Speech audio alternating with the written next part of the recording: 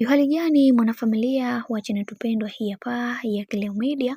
Kama ndo mara kwa kwanza basi nikusihi usisahau kusubscribe, kulike, kushare pamoja na kucomment. Bwana Wema Sepetu, Amva Kajala Masanja pamoja na Aileen Woya pamoja na Wolper, na hii ni baada ya kuweza kuona hawa watu wanaendelea kumzoea, na binafsi hakupendezewa na zile kauli ambazo alizokuwa anaziongea bibie Wolper huko kwenye mitandao ya kijamii, na akijinadi kwamba wao pamoja yani Wema Sepetu pamoja na Elizabeth Michael kuweza kujitoa katika grupu.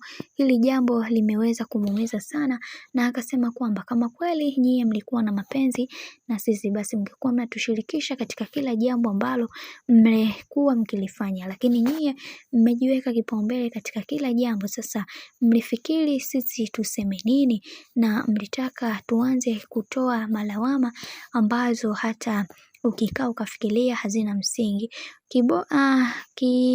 Ni bora tulivyoamua kuweza kujiengua ili kuendeleza hilo drama zenu ambazo mlizokuwa mnazitaka. Kwa kweli kwa upande wangu hili jambo sijalipendezewa nalo na sijapenda kuweza kuliona, lakini naendelea kuwasihi sana, mnatakiwa kuweza kuwa na tabia njema ili kuweza kuwafanya watu wengine waweze kuwafuatilia, kwa sababu kuna vitu vingi vimetokea kwa wakati huu, na sisi kama walembo au A-list tungetakiwa kuweza kukaa kwa pamoja na kujadili hili, lakini nyie mlichukua maamuzi mkononi na kuanza kutatua mambo yenu kimya kimya.